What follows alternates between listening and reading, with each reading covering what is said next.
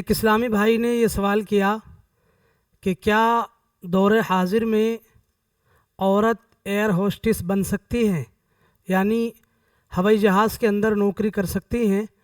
شریعت اس کے بارے میں کیا کہتی ہے، بیان فرمائیں۔ بسم اللہ الرحمن الرحیم۔ دیکھیں، دور حاضر میں عورت کے لیے ایئر ہوسٹس بننا یا اس کی نوکری کرنا ناجائز و حرام ہے، کیونکہ اس میں بے پردگی اور غیر محرم لوگوں کے ساتھ بلا وجہ شرعی اختلاط، یعنی غیر محرم لوگوں کے ساتھ ملنا اور بغیر محرم اور بغیر شوہر کے اس میں سفر کرنا پڑتا ہے، اور یہ ساری چیزیں اسلام شریعت کے خلاف ہیں، اسی لیے یہ ناجائز و حرام ہے۔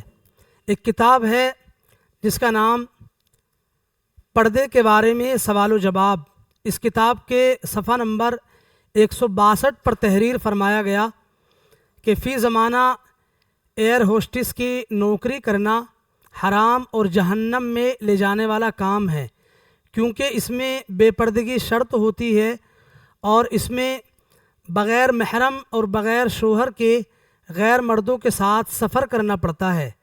لہٰذا ان تمام برائیوں اور تمام گناہوں کی بنیاد پر شریعت کا یہ حکم ہے کہ دور حاضر میں عورت ایئر ہوسٹس نہیں بن سکتی ہے اور نہ ہی وہ اس کی نوکری کر سکتی ہے۔